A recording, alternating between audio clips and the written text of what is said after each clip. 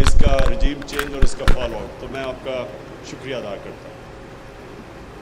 میں سب سے پہلے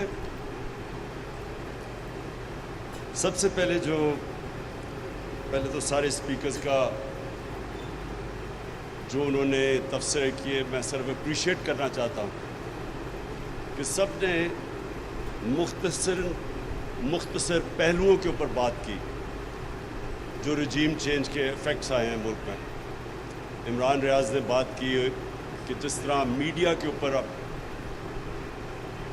کسی بھی جمہوریت میں ایسا پریشر نہیں ڈالا گیا جو اس دور میں میڈیا کے اوپر پریشر ہے، اور اس کے بعد شعیب آپ نے شروع میں ہی جو پرابلمز بتا دیے کہ ہمیں ڈفرینٹ ایریاز میں کس طرح کے پرابلمز ہیں۔ دیکھیں، میں جو سب سے پہلے بات کرنا چاہتا ہوں وہ یہ کہ پاکستان کسی وجہ سے بنا تھا، اور اگر آپ اس کی پیچھے چلے جائیں پاکستان کے بننے کے، تو اس کی جو سب سے بڑی وجہ کیا تھی؟ آزادی چاہتے تھے لوگ۔ علامہ اقبال کی جو ساری کوشش تھی کہ غلامی سے لوگوں کو آزاد کرے، ذہنی غلامی سے۔ قائد اعظم کا یہ کہا جاتا تھا کہ غلام ہندوستان میں ایک آزاد ذہن تھا، اور ان کی کوشش ساری جو سٹرگل تھی وہ یہ تھی کہ ہم اگر ہندوستان میں رہ گئے تو ہم آزاد نہیں ہوں گے۔ اور جو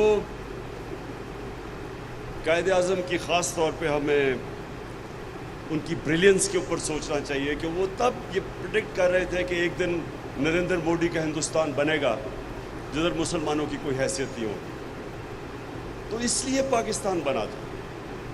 تو یہ اس لیے نہیں بنا تھا کہ ہم ایک غلامی سے نکل کے دوسری غلامی میں آ جائیں۔ اور ہمیں یہ جو نعرہ تھا پاکستان کا، مطلب کیا، لا الہ الا اللہ، یہ آزادی کا نعرہ ہے کہ جب آپ یہ دعویٰ کرتے ہیں کہ اللہ تیرے سوا کسی کے سامنے نہیں جھکیں گے، تو یہ انسان کو آزاد کر دیتا ہے لا الہ الا اللہ۔ ہم اگر یہ دعویٰ کرتے ہیں اور اس پہ مانتے ہیں، یہ ہمارا ایمان کا حصہ بن جاتا ہے، تو یہ ناممکن ہے کہ انسان کسی کی غلامی کرے اور قبول کرے۔ جو میری بڑی کوشش رہی، بلکہ میں نے رحمت اللہ عالمین اتھارٹی بھی بنائی، اور اس کی کوشش کیا تھی کہ ہمارے بچوں کو پتہ چلے کہ اگر یہ پاکستان ایک بڑی خواب کا نام تھا جس کے فاؤنڈنگ فادرز علامہ اقبال اور قائد اعظم تھے، تو کم از کم ہمیں پتہ تو چلے کہ یہ پاکستان کیوں بنا تھا۔ اور پھر جب ہم پاکستان کی جو آبجیکٹیو ریزولوشن جو فاؤنڈنگ فادرز نے بنائی تھی، تو اسلامی فلاحی ریاست وہ بیس تھی مدینہ کی ریاست پہ۔ اور وہ کیوں نہیں ہمارے بچوں کو پتہ کہ وہ جو مدینہ کی ریاست تھی وہ ایک دنیا کی تاریخ کا بڑا انقلاب آیا تھا اور تاریخ کا حصہ ہے۔ ہمارے بچوں کو کیوں نہیں سمجھ کہ وہ جب اللہ ہمیں حکم دیتا ہے کہ نبی صلی اللہ علیہ وسلم کی سنت پہ چلو، تو وہ جو مدینہ کی ریاست تھی ان کی سنت تھی اور وہ کہ پرنسپلز پہ بنی تھی۔ اور جو اس کا سب سے بڑا پرنسپل تھا جو شمشاد صاحب آپ نے بتایا، وہ رول آف لا تھا۔ جب انہوں نے کہا کہ میری بیٹی بھی اگر جرم کرے گی تو اس کو سزا ملے گی، جب ہمارے نبی صلی اللہ علیہ وسلم نے کہا کہ تمہارے سے پہلے بڑی قومیں تباہ ہوئیں جو چھوٹے چور کو جیل میں ڈالتی تھی لیکن طاقتور آدمی کو این آر او دے دیتی تھی، یعنی اس کو امیونٹی دے دیتی تھی۔ یہ اگر آج آپ اسٹڈی کریں ڈیولپنگ ورلڈ، تو ساری ڈیولپنگ ورلڈ کا یہ مسئلہ ہے۔ وہ طاقتور کو نہیں پکڑ سکتے، وہ صرف چھوٹے چوروں کو جیلوں میں ڈالتے ہیں۔ جو فیکٹ آئی پینل کی رپورٹ ہے جو یونائٹڈ نیشن سیکرٹری جنرل نے ایک فیکٹ فائنڈنگ پینل بنائی کہ کیوں ڈیولپنگ ورلڈ غریب ہوتی جا رہی ہے اور امیر ملک امیر ہوتے جا رہے ہیں، تو ایک جو مین چیز کیا آئی سامنے کہ ہر سال 1700 ارب ڈالر غریب ملکوں سے چوری ہو کے، منی لانڈر ہو کے امیر ملکوں میں یا آف شور اکاؤنٹس میں چلا جاتا ہے۔ اور اسی پینل کے مطابق 7000 ارب ڈالر پڑا ہوا ہے چوری کا غریب ملکوں کا آف شور اکاؤنٹس میں، ٹیکس ہیونز میں۔ تو جو یہ ٹرانسفر آف ویلتھ ہر سال ہوتی ہے، غریب غریب ہو جاتا ہے، امیر امیر ہو جاتا ہے، وہ کیوں ہوتی ہے؟ کیونکہ رول آف لا نہیں ہے۔ رول آف لا کا مطلب ہوتا ہے ساروں قانون میں ایک برابر۔ تو جب طاقتور کو آپ چھوٹ دیتے رہتے ہیں NRO1 یا NRO2، وہ ملک کا کوئی مستقبل نہیں ہے۔ ہمارے نبی نے کہہ دیا تھا کہ یہ تباہ ہو جائیں گی قومیں، اور وہ تباہی آپ ایک ایک ملک دیکھ لیں، وہ اگر وہ تباہ ہو رہا ہے تو اس کی بیسس پہ چلے جائیں۔ تو یہ جو ہمارے سامنے لیبنان، بیروت، سارے مڈل ایسٹ کا ایک وقت میں دبئی سمجھا جاتا تھا، ساری دنیا چھٹی بنانے بیروت جاتی تھی۔ آج وہ لیبنان 70% لوگ غربت کی لکیر کے نیچے چلے گئے۔ کیا وجہ ہے اس کی؟ سارے لوگ سڑکوں پہ، کرپشن ہے، طاقتور کی کرپشن، وہ نہیں پکڑ سکتے اس کو۔ تو نمبر 1 گائیڈنگ پرنسپل، میں صرف یہ پہلے کہہ دوں کیونکہ میں اسی کے اوپر آتا ہوں ابھی جو یہاں ہوا ہے۔ نمبر 1 رول آف لا، کوئی قانون کے اوپر نہیں۔ نمبر 2 انسانیت، فلاحی ریاست، وہ پہلی دنیا کی فلاحی ریاست بنی تھی۔ اور تیسری چیز جو تھی خودداری۔ کوئی جب آپ نے لا الہ الا اللہ کہا، آپ کسی کے سامنے نہیں جھکتے۔ ہمارے نبی صلی اللہ علیہ وسلم نے 637 اور 638 میں 627 اور 628 میں ایک خط لکھتے ہیں رومن ایمپرر کو، بیزنٹائن ایمپرر کو، دوسرا لکھتے ہیں وہ جو پرشین ایمپرر تھا، اور وہاں یہ نہیں لکھتے کہ ہم ابھی ہمارے پاس پیسے نہیں ہیں، ہمارے حالات بہت برے ہیں۔ وہ کہتے ہیں میں اللہ کا پیغام لے کے آیا ہوں، اپنی بہتری کے لیے تم میرا پیغام اگر اس کے اوپر عمل کرو گے، یہ آپ کی بہتری ہے۔ اور یہ تاریخ کا حصہ ہے کہ 10 سال کے بعد کوئی سوچ تصور بھی نہیں تب کر سکتا تھا، 10 سال کے بعد وہ دونوں ان کے سامنے ایمپائرز گھٹنے ٹیک دیتے ہیں۔ ہیومن ہسٹری ہے یہ۔ تو وہ جو اللہ ہمیں حکم کرتا ہے کہ ان کی زندگی سے سیکھو، وہ ہماری بہتری کے لیے ہے۔ تو جو بیسک پرنسپلز ہے جس کے اوپر وہ کھڑا ہوا تھا، میں جب 18 سال کی عمر میں پہلی دفعہ انگلینڈ گیا تو یہ میں نے دیکھا انگلینڈ کے اندر پہلی دفعہ میں نے فلاحی ریاست دیکھی کہ ایک آدمی غریب آدمی ہے، اس کے پاس پیسے نہیں ہے، وہ نیشنل ہیلتھ سروس میں جا کے مفت علاج ہوتا تھا۔ میں جب اپنی والدہ کو لے کے گیا، جب ان کو کینسر تھی، تو وہاں میں نے عجیب سین دیکھا کہ میں پیسے دے رہا تھا اپنی والدہ کے علاج میں، ساتھ والے بسترے پہ ان کے ایک نیشنل ہیلتھ سروس کی ایک خاتون تھی، مفت علاج ہو رہا تھا اس کا، اور نرسز اور ڈاکٹر کوئی فرق نہیں کر رہے تھے ان دونوں کے بیچ میں۔ جو ہم نے بیسس شوکت خانہ میں رکھا کہ وہاں اللہ کا کرم ہے، ہم نے بھی یہی فیصلہ کیا کہ جو بھی ڈاکٹرز کو نہیں پتہ ہونا چاہیے کہ کون پیسے دے رہا ہے کون نہیں دے رہا، تاکہ دونوں کی ایکول ٹریٹمنٹ دیں۔ تو وہاں دیکھا میں نے سکولز کے اندر، گرامر سکول، مفت تعلیم مل رہی ہے، کوالٹی ایجوکیشن، ان کے پرائم منسٹرز نکلے ہوئے گرامر سکول سے۔ بے روزگار ہو تو ان امپلائمنٹ بینیفٹس ملتے تھے، عدالت میں جائے تو لیگل ایڈ ملتی تھی، غریب کو پروٹیکشن تھی، فلاحی ریاست تھی۔ اور رول آف لا آپ کے سامنے ابھی ہوا ہے کہ جب ہم 1100 ارب روپے کی چھوٹ دے رہے ہیں بڑے بڑے ڈاکوؤں کو، وہ برطانیہ کے اندر نو کانفیڈنس ہو رہا ہے بورس جانسن پہ، کس چیز پہ؟ کہ جی وہ اس نے کرونا کے دوران اس نے جا کے باہر ایک لوگوں نے گیدرنگ کر دی اور وہ اجازت نہیں تھی اس کی۔ یعنی پرائم منسٹر کو وہ نو کانفیڈنس لا رہے ہیں کہ وہ اس نے قانون توڑا، کوئی ڈاکہ نہیں مارا، صرف اس نے وہ قانون توڑ دیا کہ اس نے لوگوں کو کہا تھا کہ آئسولیٹ کر رہے ہیں، اور انہوں نے نہیں کیا، گیدرنگ کر دی۔ نو کانفیڈنس موشن اپنی پارٹی نے پاس کیا۔ سو جو رول آف لا اور جو انسانیت وہاں میں نے دیکھی، ہمارے ملک تو بنا ہی تھا ہمارے تو جو فاؤنڈنگ فادرز کی مشن سٹیٹمنٹ ہے، ہم تو اس کے آس پاس بھی نہیں کبھی آئے۔ ہمارے تو یہ دو طبقے چل رہے تھے، رولنگ کلاس، ساری اپرچونٹیز ان کے ہاتھ میں، چھوٹے سے طبقے، باقی لوگوں بیچاروں کے پاس بنیادی ضروریات نہیں۔ تو اب آ جائیں اس کے اوپر، میں صرف اب رجیم چینج کی بات کرنا چاہتا ہوں۔ دیکھیں، پہلے تو مجھے جب میں نے وہ سائفر دیکھا، تو پہلے میں نے 3 دفعہ پڑھا کہ یہ واقعی میں یہ سچ دیکھ رہا ہوں، آپ نے شمشاد صاحب آپ نے کہا کہ پتہ نہیں اس وقت نہیں، آپ نے نہیں کہا، جی آپ نے کہا جل صاحب، میں آپ کو بتاؤں کہ میں نے جب پہلی دفعہ پڑھا کہ اگر تم نے نام لے کے، ہم نے سنا ہے کہ عمران خان اکیلا کا فیصلہ تھا روس جانے کا، یہ ذرا سنیں، ہم نے سنا تھا کہ یہ عمران خان کا اکیلا فیصلہ تھا، اور وہ ایمبیسڈر کہہ رہے نہیں اس کا نہیں فیصلہ تھا، یہ انسٹیٹیوشنل فیصلہ تھا، وہ آگے سے یہ بتا رہا ہے، اور وہ پھر آگے سے کہتا ہے کہ اگر تم، اچھا ابھی نو کانفیڈنس موشن ٹیبل نہیں ہوئی اسمبلی میں، وہ ایک دن کے بعد ہوئی ہے، وہ کہہ رہا ہے کہ اگر تم نے عمران خان کو نہ اس میں نو کانفیڈنس کے ذریعے اس کو فارغ نہ کیا تو بڑے کانسیکوینسز ہوں گے پاکستان کے لیے، اور پھر کہتا ہے اور اگر کامیاب ہو گئی تو all will be forgiven، معاف کر دیا جائے گا پاکستان۔ میری پہلی انسٹنکٹ، پہلے تو میں نے 3-4 دفعہ پڑھا کہ یہ میں واقعی صحیح پڑھ رہا ہوں، پہلا جو میں سوچ رہا تھا کہ کوئی اس طرح کی 22 کروڑ لوگوں کے الیکٹڈ نمائندگی کوئی ایسی توہین کر سکتا ہے؟ کسی کی جرت ہے کہ اس طرح کا خط کسی کو لکھ دے؟ اور ہمیں بعد میں کسی نے کہا جی وہ یا تو ایسے تو آتے رہتے ہیں مراسلے، کبھی کسی سیلف ریسپیکٹنگ ملک میں اس طرح کا مراسلہ نہیں آ سکتا، یہ ناممکن ہے کہ کسی الیکٹڈ پرائم منسٹر کو کوئی آگے کہے جی اس کو ہٹا دو،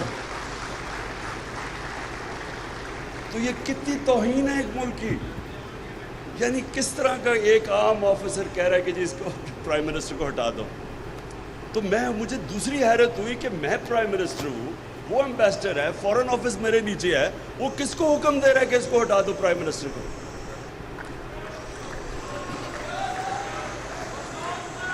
اور اس کے بعد ذرا تماشا دیکھیں، ایک دم اس کے بعد جناب اگلے دن وہ آتا ہے، نو کانفیڈنس موشن ہوتا ہے، اور ایک دم ہمارے اتحادی اور لوٹوں کو آتا ہے کہ جو وہ مہنگائی بہت ہو گئی ہے تو گورنمنٹ نہیں صحیح چل رہی۔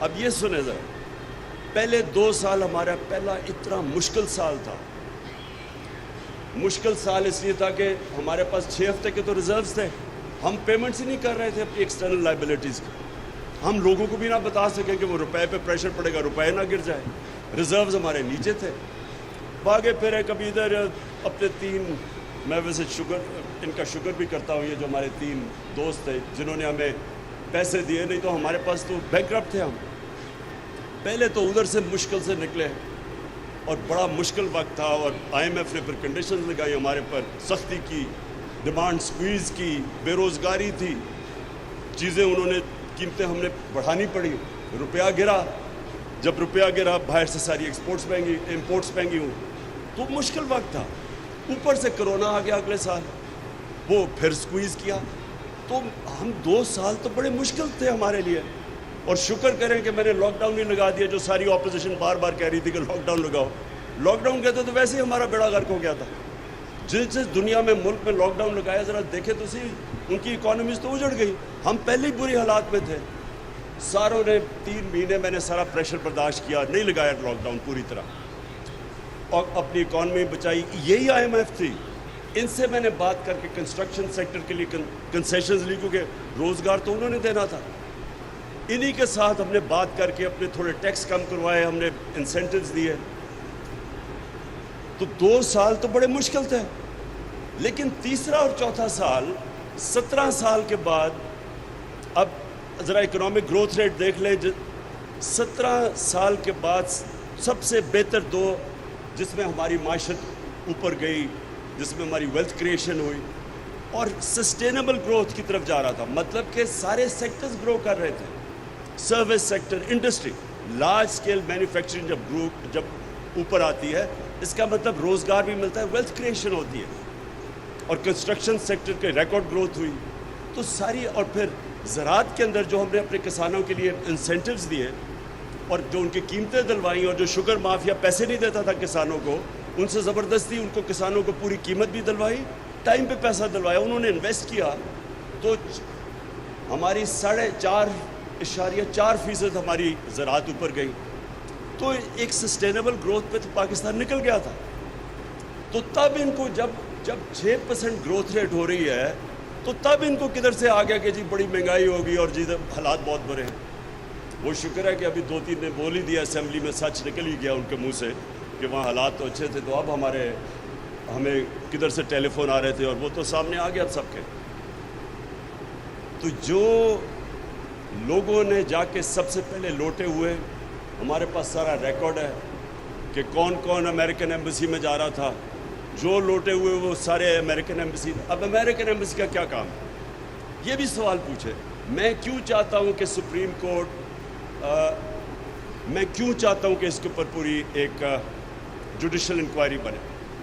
اگر یہ صحیح معنی میں انکوائری ہوگی, میں آپ کو یقین دلاتا ہوں کہ پاکستان کا اس میں اتنا فائدہ ہے, کیونکہ ہم جب انکوائری ہوگی آپ اپنی غلطیاں تو نہ دہرائیں. جب آپ اتنا بڑا ظلم ہوا کہ آپ نے سارا ایک ملک جا رہا تھا صحیح ڈائریکشن میں, اور میں نے بائی دا وے جا کے اپنے نیوٹرلز کو میں نے بتایا, شوکت ترین کو بھجوایا بتانے کے لیے کہ اس وقت بڑی ڈیلیکٹ ہماری ریکوری ہے.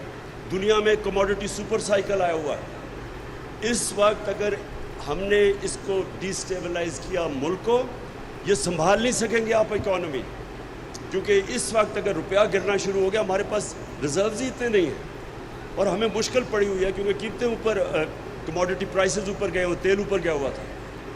اس سٹیج کے اوپر اس کے باوجود کہ ہم نے بتایا کہ یہاں نیوٹرل ہونا بڑی اچھی چیز ہے, ماشاءاللہ اچھا آپ نیوٹرل ہی رہیں, لیکن یہ اگر سازش کامیاب ہوگی تو کانسیکوینسز ہم نے بتا دیے کہ اس کا یہ کانسیکوینس ہوگا ملک کو, معیشت کے اوپر. اس کے بعد جب وہ چینج لے کے آئے اور یہ جو نیا سیٹ اپ آیا, میں آپ سے نہیں, میں پہلے دن سے کہہ رہا ہوں, جب سے میری پہلی تقریر تھی جب میں پرائم منسٹر بنا, میں نے تب کہا کہ یہ سارے اکٹھے ہوں گے, جمہوریت کے نام پہ ہوں گے. ابھی وہ ڈیموکریٹک موومنٹ کا نام نہیں آیا تھا, جمہوریت کے نام پہ سب اکٹھے ہوں گے, اور ایک ہی ان کا انٹرسٹ ہوگا کہ کسی طرح بلیک میل مجھے اتنا کرے کہ NRO مل جائے. میں اب یہ جو موہت پیرزادہ نے بات کی کہ اس نے مجھے آ کے بتایا, پہلے وارن کیا, وہ تو مجھے ساری خبریں آ رہی تھیں 1 سال سے کہ کیا ہو رہا ہے. خبریں تو مجھے 1 سال سے آ رہی تھیں کہ پلان کیا بنا ہوا ہے. لیکن میں آپ کو آج بتا رہا ہوں کہ ایک چیز میرا ذہن نہیں مان رہا تھا, اور وہ یہ نہیں مان رہا تھا کہ کیا یہ شہباز شریف کو پرائم منسٹر بنا دیں گے, کیا آصف زرداری پھر سے اقتدار میں آ جائے گا. یعنی یہ میں اس لیے آپ کو کہہ رہا ہوں, دیکھیں جو بھی پاکستان کا سوچتا ہے, جس کے باہر اربوں ڈالر نہیں پڑے ہوئے ہیں, جس کا جینا مرنا اس ملک میں ہے, تو وہ یہ سارے یہ سوال پوچھیں گے کہ وہ جو 30 سال سے 2 خاندان اس ملک کے اوپر مسلط ہیں, میں نہیں کہہ رہا کہ انہوں نے یہ کتنے کرپٹ ہیں. آپ ان کے باہر کتنے اخباروں کے اندر ان کے اوپر آرٹیکلز آئے ہوئے ہیں ان کی کرپشن کے اوپر, انٹرنیشنل میں بات کر رہا ہوں, BBC کی ڈاکیومنٹریز آئی ہوئی ہیں ان کی کرپشن پہ, ہم نے تو نہیں نکالی. کرپشن کے کیسز ان کے اوپر اتنے ہیں کہ آپ کو سمجھ نہیں آتی کس کیس کے اوپر بات کریں. جو NRO 1 لیا انہوں نے, جو جنرل مشرف نے اتنا بڑا ظلم کیا اس ملک کے اوپر, میں نے سب سے زیادہ شور مچایا اس کے اوپر کہ وہ سرے محل جو آصف زرداری بار بار کہتا تھا کہ یہ ہمارا نہیں ہے, اور یہ انہوں نے کنٹیسٹ بھی کیس نہیں کیا جب پاکستانی گورنمنٹ نے انگلینڈ میں کیس کیا, وہ بیک گیا, اس کے پیسے پاکستان کو آنے تھے. $60 ملین پڑے ہوئے تھے سوئٹزرلینڈ میں, وہ پورا کیس میچور ہو گیا تھا, وہ پیسے پاکستان کو آنے تھے. NRO دے کے وہ معاف کر دیا, وہ جو پاکستان کو وہ انہوں نے وہ بھی ہضم کر لیا. نواز شریف کا اتنا اوپن اینڈ شٹ کیس ہے حدیبہ پیپر مل کا, جس میں اسحاق ڈار کی کنفیشنل سٹیٹمنٹ ہے, بینک اکاؤنٹس ہیں کہ کو قاضی فیملی لنڈن میں بیٹھی ادھر پیسے, یہ ساری چیزیں تو پروون تھی. وہ NRO 1 دیا گیا, وہ ساری معاف کی گئی. 10 سال کی کرپشن انہوں نے کی. ان کے دور کے سارے کیسز ہیں 95%, ہمارے تو دور کے کیسز ہی نہیں ہیں. ہمارا تو صرف ایک TT کا کیس ہے شہباز شریف کا, اور ایک جو مقصود چپراسی والا کیس ہے FIA کا, باقی تو سارے پرانے کیسز ہیں. تو وہ کیسز جو ہمیں 3.5 سال کہہ رہے تھے اور یہ اسحاق ڈار ان کے دور میں بھاگا، نواز شریف کے بیٹے ان کے دور میں بھاگے، یہ داماد شہباز شریف کا اس کے دور میں بھاگا، تو ہمارے دور کے تو صرف ہمیں بلیک میل کیا جا رہا تھا این آر او دینے کا.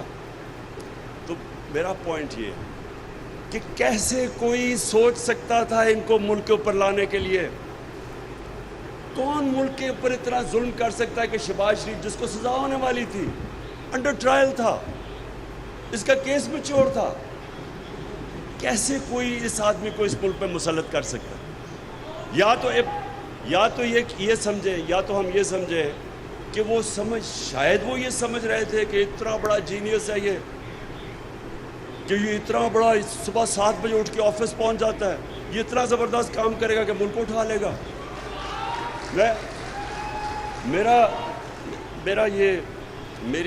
مجھے پھر یہ اب تھوڑا شک ہونا شروع ہو گیا کہ وہ جو 50 ارب روپیہ شہباز شریف نے اشتہاروں پہ خرچ کیا تھا، جو ساری ڈیولپمنٹ اشتہاروں میں تھی، وہ شاید اس سے سمجھ گئے ہوں اشتہار میں اتنی ڈیولپمنٹ تھی، شاید وہ اس غلط فہمی میں تھے کہ یہ ایک دم ملک ٹرن اراؤنڈ کر دے گا. لیکن کوشچن اب یہ ہے، کون اس کی ذمہ داری اٹھائے گا کہ رجیم چینج کے بعد جدھر اب پاکستان اکنامک سروے کے اندر ساری فگرز دی ہوئی ہیں، آپ وہ پڑھ لیں تو اس میں ساری آپ کی فگرز ہیں جو اس گورنمنٹ کی اکنامک سروے ہے، اس میں ایک فگر دی ہوئی ہے. پاکستان سارے ٹارگٹ سے ہم نے زیادہ اچیو کیا. پاکستان کی تاریخ میں سب سے زیادہ ٹیکس کلیکشن ہوئی ہے، ریمیٹنسز ہوئی ہیں، اوورسیز پاکستانیز نے سب سے زیادہ پیسہ بھیجا ہے. ہماری جو اصل میں ملک تب ترقی کرتا ہے جب اس کی ایکسپورٹس اوپر جاتی. نون لیگ کے 5 سال میں تو ایکسپورٹس شاید ہی اوپر ہلی نہیں، وہاں سے وہیں کی وہیں پھنسی ہوئی تھی. ہماری ریکارڈ ایکسپورٹس تھی. اور جو پھر سے میں کہہ رہا ہوں زراعت جو ترقی کی، تو جب ایک ملک ادھر جا رہا تھا اور آج مہنگائی آسمانوں پہ اور اکانومی نیچے، کون ذمہ دار ہے اس کا؟ کون؟ جو ایک منٹ، تو میں اس لیے کہہ رہا ہوں کہ یہ جو اگر ہم نے پاکستان میں اس طرح کی چیزیں آگے سے روکنی ہیں، یہ بڑا ضروری ہے. پریزیڈنٹ آف پاکستان نے سپریم کورٹ کو لکھا ہوا ہے کہ انویسٹیگیٹ کرے، وہ سائفر بھی بھیجا ہوا ہے کہ اس کے اوپر انویسٹیگیٹ تو کرے، اوپن انکوائری کرے اس کے اوپر، تاکہ آگے سے یہ چیزیں نہ ہوں، تاکہ ملک کم از کم ہمیں پتہ تو چلے کہ کون ذمہ دار ہے. آپ نے بات ٹھیک کی شمشاد صاحب، 25 سال کے بعد وہ حمود الرحمان رپورٹ آئی، لیکن کوئی یہ بات نہیں کرتا کہ کبھی کسی نے یہ پوچھا ہے کہ جب یہ ہم جنرل مشرف لے کے گیا تھا ہمیں امریکہ کی وار آن ٹیرر میں، اور وہ خود اپنی کتاب میں لکھتا ہے کہ وہ رچرڈ آرمیٹیج کا تھریٹ آئی، دھمکی کہ ہم we'll bomb you to stone age, ہم نے اس میں شرکت کی. اور مجھے یاد ہے ہم پوچھتے تھے مشرف سے شروع میں کہ ہم کیوں اس جنگ میں شامل ہو رہے ہیں، تو ہر قسم کا ہم شامل نہیں ہو رہے ہیں، ہم صرف لوجسٹیکل سپورٹ دے رہے ہیں اور اس طرح کی باتیں کرتے تھے. کیوں نہیں اس کا جواب طلب کیا گیا کہ 80,000 پاکستانی اس میں مرا. خود گورنمنٹ کہتی ہے کہ $150 ارب سے زیادہ ہمیں نقصان ہوا، 35 لاکھ لوگ نقل مکانی ہوئی. آج بھی ہمارے فوجی شہادتیں دے رہے ہیں، وہی اسی کا فال آؤٹ، جو آج بھی وہ دہشت گردی ختم نہیں ہوئی، آج بھی ہمیں قربانیاں دے رہے ہیں. ہمیں کیوں ہم گئے تھے ان کی جنگ میں؟ کم از کم یہ تو ہو کہ کیا ہمارے پاس کوئی چوائس تھی؟ کیا ہم اور طرح جا سکتے تھے؟ لیکن وہ میں پھر سے اب آتا ہوں کہ جب ہم ملک میں یہ فیصلہ کر بیٹھے کہ ہمیں جو بھی وہاں سے حکم آئے گا ہمیں ماننا پڑے گا، جو مجھے پتہ ہے کہ یہ ہماری رولنگ ایلیٹ کا یہ ذہنوں میں پڑا ہوا ہے، وہ سمجھتے نہیں ہے ویسٹرن مائنڈ کو. میں یہ سمجھتا ہوں کہ میرا ان سب سے بہت بہتر انڈرسٹینڈنگ ہے مغربی سوچ کی. ٹائم بھی میں نے گزارا اور سب کچھ، اور اندر سے ان کے لوگوں کو جانتا ہوں. میں یہ سمجھتا ہوں کہ یہاں ایک غلط فہمی ہے کہ جب ہم ان کے سامنے ان کی ہر بات مانتے رہیں گے وہ ہمارے ساتھ اور دوستی کر لیں گے. انٹرنیشنل ریلیشن میں کوئی دوستی نہیں ہوتی، انٹرسٹ ہوتے ہیں. آپ ان کے انٹرسٹ سرو کرتے ہیں، وہ دیکھتے یہ ہیں. اور یہ ایک ٹامی فرینک کی ایک کتاب ہے، اس میں وہ ایک پیراگراف ہے، اس میں لکھتا ہے کہ we knew Musharraf was vulnerable So we kept pushing him to do more. ایک لکتا ہے ایک مائیکل شور جو سارے ایریا کا CIA چیف تھا, وہ بھی پڑھنے والا, اس کا ایک آرٹیکل ہے ہفنگٹن پوسٹ میں 2008 کے قریب. وہ کہتا ہے کہ مشرف سے اتنے ہمارے امریکنوں کے اتنے ڈرٹی کام نہ کرواؤ, یعنی وہ کام نہ کرو اگینسٹ پاکستان's نیشنل انٹرسٹ, ملک کے مفادات کے اگینسٹ اس طرح کے کام نہ کرواؤ, کہیں ہمارا اتنا بڑا ایلائی ہے یہ پاکستانی لوگ اس کو ہٹائی نہ دیں. یعنی وہ, اور وہ کہہ رہا ہے کہ قبائلی علاقے میں اس نے سول وار کروا دی, وہ لکھتا ہے اس میں, اور اس نے اپنے لوگوں کو اپنے خلاف کر دیا ہماری خدمت کرتے ہوئے. تو ہم یہاں بار بار ثابت کر رہے تھے کہ جی یہ ہماری جنگ ہے اور یہ اور وہ, تو کبھی اس کے اوپر ہوا ہے ایک ملک کتنی بھاری اس کی قربانی دے, اس کے بعد ایک لفظ اپریسیشن کا نہ ہے امریکنوں سے جن کے لیے قربانی دی ہے. اب بلکہ اس کے علاوہ آپ دیکھیں ہر وقت کے two face double game Pakistan, یعنی برائی سنی ہماری. تو کیوں ہم نے کبھی اسیس کیا ہے کہ اتنا بڑا ملک کو نقصان پہنچا؟ اور اس کی بھی یہ وجہ تھی کہ جو لوگ اس میں ملوث تھے, جو لے کے گئے تھے, وہ چاہتے ہی نہیں انکوائری. اور آج بھی جو طاقتور ہے, وہ جو بینیفیشریز ہیں یہ جو رجیم چینج کے, وہ کوئی نہیں چاہتا کہ انکوائری ہو اس کے اوپر. لیکن انکوائری اس ملک کے مستقبل کے لیے ضروری ہے. اگر ہم یہ چپ کر کے ایکسیپٹ کر لیں گے کہ باہر سے, اب دیکھیں ان کا کیا انٹرسٹ ہے, ان کا تو سمپل انٹرسٹ ہے, ان کا انٹرسٹ یہ ہے کہ پاکستان میں پھر جی حضور کرنے والے لوگ آ جائیں, اور ان کو سوٹ کرتا ہے. آپ سارے امریکن رجیم چینج دیکھ لیں, کرپٹ لوگ ان کو سوٹ کرتے ہیں کیونکہ وہ پلائبل ہوتے ہیں. اپنے ملک میں کوئی ضمانت پہ ہو, آپ اس کو چپڑاسی بھی نہیں رکھوا سکتے ان کے ملک میں. کوئی نوکری ڈھونڈ کے دکھاتے ضمانت پہ آدمی, وہ اتنی اسٹرکٹ ان کی مورل سٹینڈرڈز ہیں. ہمارے ملک میں وہ اس لیے یہ پریفر کرتے ہیں کیونکہ ان کو پتہ ہے, ان کو سارا پتہ ہے کہ ان کے پیسے کدھر پڑے, اور ان کو پتہ ہے کہ یہ کنٹرولبل ہے. سو وہ تو چاہتے ہیں ایسے لوگ ہیں کہ بجائے فتح کرنے کے ہر چیز پاکستان ان کی مان لے. ہمارے انٹرسٹ میں کیا ہے؟ کیا ہمارے انٹرسٹ میں ہے کہ اس طرح کے چور اوپر بیٹھ جائیں؟ اگر آپ نے کسی ملک کو تباہ کرنا ہے, آپ کو یقین کوئی کسی دشمن کی ضرورت نہیں ہے, اس طرح کے چوروں کو اوپر بٹھا دیں. اور آپ کے سامنے ہے کون سی قیامت آ گئی ہے 2.25 مہینے میں کہ سارا پاکستان کی اکانومی نیچے چلی گئی ہے. کون سا اتنا بڑا, ہم 2.5 سال IMF کے پروگرام میں تھے, تو ہمیں کیوں نہیں پریشر انہوں نے ڈالا یہ کرنے کے لیے جو آج یہ کہہ رہے ہیں کہ جی IMF نے یہ کروا دیا تو ہمیں کرنا پڑا ہے, اور پھر ہمیں بلیم کر رہے ہیں, کہہ رہے ہیں ہماری وجہ سے. تو اگر ہمیں اب ذمہ دار ٹھہرا رہے ہیں تو اتنی محنت کر کے حکومت ہٹائی کیوں آپ نے؟ ہمیں رہنے دیتے, ہم ذمہ داری لے لیتے. تو پہلے آپ نے ایک غلط کام کر کے حکومت, اور پھر ذمہ دار ہمیں ٹھہرا رہے ہیں. اور فگرز ڈینائی نہیں ہو سکتی. پاکستان اکنامک سروے میں ساری فگرز ہیں کہ کدھر پاکستان تھا اور آج کدھر پہنچ گیا. تو میں آخر میں وے فارورڈ بتاتا ہوں. دیکھیں اس کا صرف ایک ہی راستہ ہے, کوئی اور چیز کریں گے ہم اپنے ملک کو مزید اور دلدل میں پھنساتے جائیں گے. اس ایک چوروں کے یہ ٹولے کو اوپر مسلط کرنے کے لیے جو حکومت اب چیزیں کر رہی ہے, یہ صرف اور صرف ان کو اوپر رکھے گی سارے ملک کے اداروں کو تباہ کر کے. ملک جو ہوتے ہیں وہ چلتے ہیں اداروں کے اوپر, اور ادارے چلتے ہیں رول آف لاء پہ. جب آپ ملک کے ادارے اور رول آف لاء تباہ کریں گے تو اصل میں آپ ملک کا مستقبل تباہ کرتے ہیں. اب ان کو اوپر رکھنے کے لیے رول آف لاء بھی تباہ ہو رہا ہے. آپ کے سامنے ہے, کسی دنیا میں کوئی سوچ بھی نہیں سکتا کہ وہ لوگ جو کرپٹ لوگ آ کے بیٹھ کے اسمبلی میں اپنے آپ کو 1100 ارب روپے کے کیسز معاف کروا لیں, یہ کوئی تصور ہی نہیں کر سکتا. یہ تو ٹوٹل کانفلکٹ آف انٹرسٹ. ہم سپریم کورٹ میں گئے اور امید لگائی ہوئی ہے سپریم کورٹ سے, تو رول آف لاء تو پہلے وہیں ختم ہو گیا, پھر نیب ختم کر دی. جو نیب کے اندر امینڈمنٹس لائی ہیں, نیب اب کچھ نہیں کر سکتی. انہوں نے منی لانڈرنگ ہی ختم کر دی ہے. باہر سے اگر پتہ چلے میرے کوئی 10 ارب ڈالر باہر پڑا ہوا ہے یا جتنا بھی پڑا ہوا ہے, میں اگر انفارمیشن مجھے باہر سے آ بھی جائے, وہ ان ایڈمیسیبل ہے پاکستان میں. پھر اگر میں پبلک آفس ہولڈر ہوں, میں اپنے رشتہ داروں کے نام, اپنی بیوی بچوں کے نام پراپرٹیز کر دوں, وہ بھی انہوں نے نکال دیا اس میں سے، بینامی ختم کر دیا. انہوں نے وہ چیزیں کی ہیں کہ جو وائٹ کالر کرائم کو پکڑنا امپاسبل کر دیا. اب تو انہوں نے یہی نہیں اپنے آپ کو بچاتے بچاتے ساروں کے لیے دروازے کھول دیے چوری کے. اس کے بعد الیکشن کمیشن جو حرکت الیکشن کمیشن کری، ابھی جو کراچی سے سندھ میں الیکشن ہوا ہے، ہمیں تو چھوڑے پی ٹی آئی کیا کہہ رہی ہے، پوچھ لیں ان کے اپنے اتحادی جے یو آئی سے اور ایم کیو ایم سے، وہ کیا کہہ رہے ہیں الیکشنز کے متعلق. 15% الیکشن انٹیریئر سندھ میں انہوں نے ان اپوزڈ جتا دیے.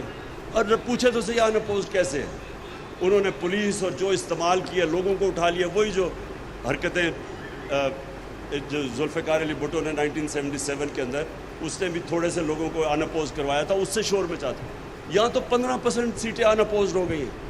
تو پوچھیں تو صحیح کہ کیوں ان اپوزڈ ہوئی ہے. تو وہ جو جس طرح کا وہ الیکشن ہوا، ابھی جو 20 حلقوں میں پنجاب میں الیکشن ہو رہا ہے، جو اس وقت مداخلت ہو رہی ہے، جس لیول کی مداخلت ہو رہی ہے اس الیکشن کے اندر، ٹیلی فون کال کر کے میں انٹرویو کر رہا لوگوں کو ٹکٹ دینے کے لیے. 2 کینڈیڈیٹس نے مجھے بتایا کہ ہمیں ان نون نمبر سے ٹیلی فون آیا کہ آپ نے ان کے ٹکٹ ہی لینے. تو جس لیول کی مداخلت ہے، اب اگر اسی طرح کے انہوں نے الیکشن کروانے ہیں، الیکشن کمیشن ڈسکریڈٹڈ وہ ہو ہی رہی ہے. Election commission ڈسکریڈٹڈ. پارلیمنٹ کا یہ حال ہے کہ اگر راجہ ریاض پارلیمنٹ کا اپوزیشن لیڈر سمجھ لیں پارلیمنٹ کی کیا اہمیت ہے. پنجاب اسمبلی میں جو پنجاب اسمبلی میں ہو رہا ہے، یعنی 2.5 مہینے سے جس طرح پنجاب چل رہا ہے، تو یہ مداخلت کے بعد، یہ جو سازش کے بعد پنجاب کے جو حالات دیکھ لیں. کوئی پوچھے تو صحیح کہ وہاں ہو کیا رہا ہے. جس طرح اور یہ جو آج فیصلہ بھی آیا ہے، ویسے میں یہ واضح کر دوں، ہم کل سپریم کورٹ میں جا رہے ہیں اس فیصلے کے اوپر کہ حمزہ اب کیسے چیف منسٹر بن سکتا ہے. جب انہوں نے کہہ دیا اس کی الیکشن ہی غلط ہوئی ہے تو وہ چیف منسٹر کس پہ ہے. تو ساری جو چیزیں ہو رہی ہیں، نہ اسمبلیز فنکشنل ہیں، نہ اس ملک کی الیکشن کمیشن کے اوپر کسی کو اعتماد ہے. وہ ساری انجینئرنگ کرے. اب ہماری 5 ریزرو سیٹس تھی. سیدھا قانون تھا کہ جناب جیسے ہی ہماری جو لوٹے گئے تو 5 نئے آنے چاہیے تھے. وہ آئین میں ہے. وہ 3 ہفتے لگا دیے اس کے اوپر. فائنلی ہائی کورٹ سے فیصلہ آتا ہے کہ ان کو ریسٹور، یہ 5 reserve seats 2 P T I کو. ابھی تک بیٹھے ہوئے الیکشن کمیشن، وہ ہمیں مل ہی نہیں رہی. تو اتنی لیول پہ جا رہے ہیں یہ انجینئر کرنے کے لیے، اس سیٹ اپ کو انجینئر کرنے کے لیے. نہ الیکٹرل پروسیس میں کانفیڈنس ہے، وہ تباہ. پارلیمنٹ میں نے کہہ دیا. پھر جو میڈیا کے اوپر جس طرح کی واردات ہو رہی ہے، یہ بھی انپریسیڈنٹڈ ہے. میڈیا کو دبانے کے لیے، آوازوں کو دبانے کے لیے، یہ کوئی کامیاب نہیں ہوگا. یہ جو بھی یہ کر رہے ہیں، یہ روک ہی نہیں سکتے آج پاکستان جس طرف جا رہا ہے. صرف اور صرف جو بھی کوشش کر رہا ہے اس سیٹ اپ کو مسلط کرنے کے لیے، وہ اپنے آپ کو ڈسکریڈٹ کر رہا ہے. وہ پاکستان کو نقصان پہنچا رہا ہے، وہ اداروں کو ڈسکریڈٹ کر رہا ہے. اور ایک ہی راستہ ہے اس پہ، جو بھی آپ دیکھ لیں، ایک راستہ ہے اس پہ سے کہ فری اینڈ فیئر الیکشنز کروائے جائیں. اور فری اینڈ فیئر الیکشنز کا مطلب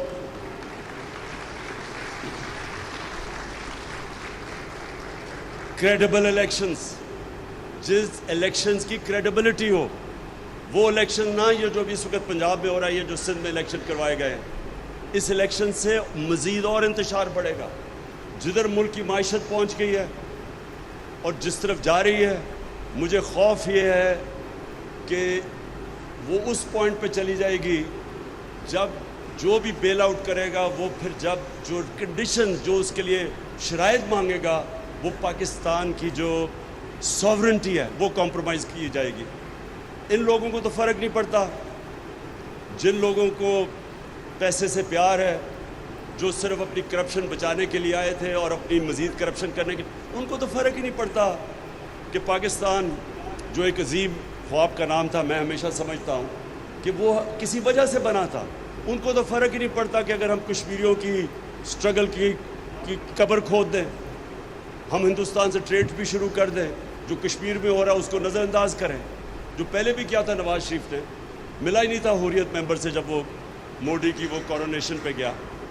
نہ ان کو فرق پڑتا ہے. ابھی میں سن رہا ہوں کہ جی اسرائیل کو ہم ایکسیپٹ کر لیں یا اسرائیل سے ہمیں فائدے ہو سکتے ہیں. تو اگر آپ کا نظریہ ہی نہیں ہو تو کچھ بھی کر لیں. ان کو یہ بھی نہیں فرق پڑتا بیسز رکھیں، کیونکہ ان کو یہ نہیں کہ جو ہمارے 80,000 لوگ مرے تھے کسی کی کانفلکٹ میں شرکت کرنے کے، ان کو اس کا بھی نہیں ہے کہ بس یہ ڈالر آ جائیں گے تھوڑے سے. تو جن کا نظریہ ہی نہیں ہے ان کے لیے تو کوئی پرابلم نہیں ہے. لیکن جو ہماری طرح کے لوگ سمجھتے ہیں کہ پاکستان ایک بڑے نظریے کا نام تھا اور اس کا نعرہ تھا، عظیم نعرہ تھا کہ اے اللہ تیرے سوا کوئی اور خدا نہیں ہے، تو وہ ان کے لیے تو یہ اگر اسی طرح ہی رہنا تھا تو بنا کیوں پاکستان تھا؟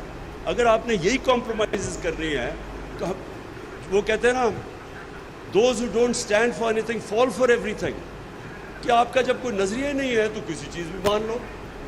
اس لیے یہ بڑا اصل میں یہ دو نظریوں کا فرق ہے.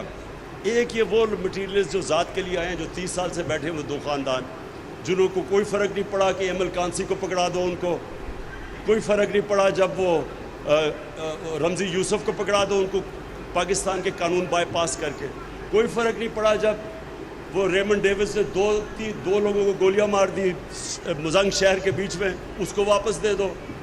ان کو تو کوئی فرق ہی نہیں پڑتا. یہاں جب 400 ڈرون اٹیک ہوئے ان دونوں کے دور میں، کوئی شرم نہیں ان کو آئی کہ کبھی کوئی دنیا اجازت دیتی ہے جج، جوری اور ایکسیکیوشنر کسی کو بننے کے لیے کہ آپ ہی فیصلہ کریں. 8,000 دور آدمی بیٹھ کے کمپیوٹر گیم سے لوگ مار رہے ہیں یہاں پاکستان میں، اور یہ دونوں لیڈر چپ کر کے بیٹھے ہوئے تھے.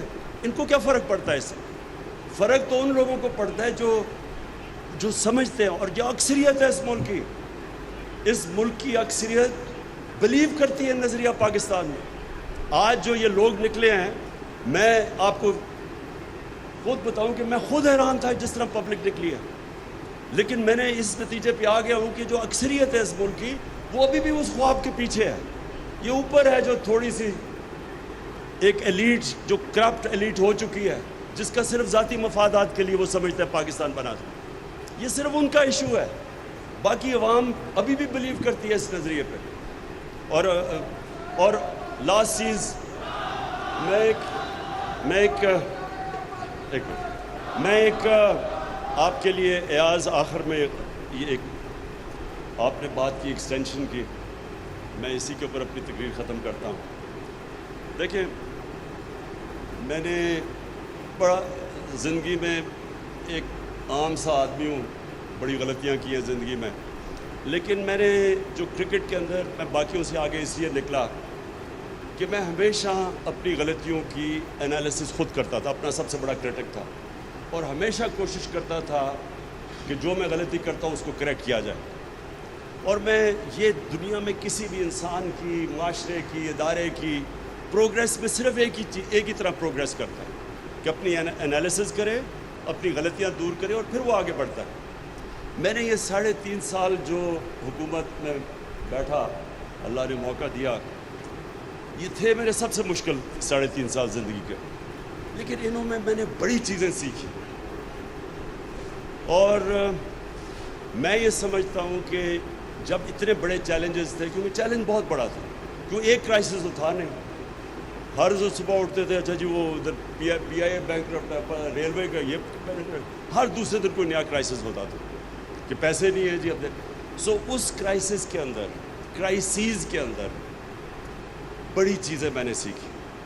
میں سمجھتا ہوں کہ میری جو ایجوکیشن ان 3.5 سال میں وہ زندگی میں نہیں ہوئی. ایک صرف میں آپ کو چیز بتاؤں کہ میں نے یہ ساری چیزیں نوٹ کی، یہ جو آپ ہم نے ابھی بات کی مداخلت کی، بالکل یہ آپ ٹھیک کہتے ہیں، ایکسٹینشن کی، کہ ہمیشہ ملک ادارہ ترقی کرتا ہے رول آف لا پہ. آج شوکت خانم ایک انٹرنیشنل لیول کے 2 ہاسپٹلز ہیں، وہ صرف رول آف لا پہ ترقی کرتے ہیں، میریٹوکریسی پہ کرتے ہیں. آج چائنا کی جو سب سے بڑی وجہ تیزی سے اوپر آنے کی، ان کی بڑا زبردست الیکٹرل پالیٹکس، الیکٹرل ڈیموکریسی نہیں ہے، لیکن میریٹوکریسی کا زبردست سسٹم. میریٹوکریسی اور رول آف لا ساتھ ساتھ جاتے ہیں. لیکن ہمارا مسئلہ یہ تھا کہ اتنے زیادہ پرابلمس تھے کہ میں صبح اٹھ کے ہمیشہ سوچتا تھا کہ آج میں نے کتنے پرابلمس کو ڈیل کرنا ہے، کہ میں نے پھر پرائرٹائز کرتا تھا کہ آج میں صرف یہ پرابلمس کو ڈیل کروں گا، کیونکہ آپ ساروں کو تو کر ہی نہیں سکتے تھے.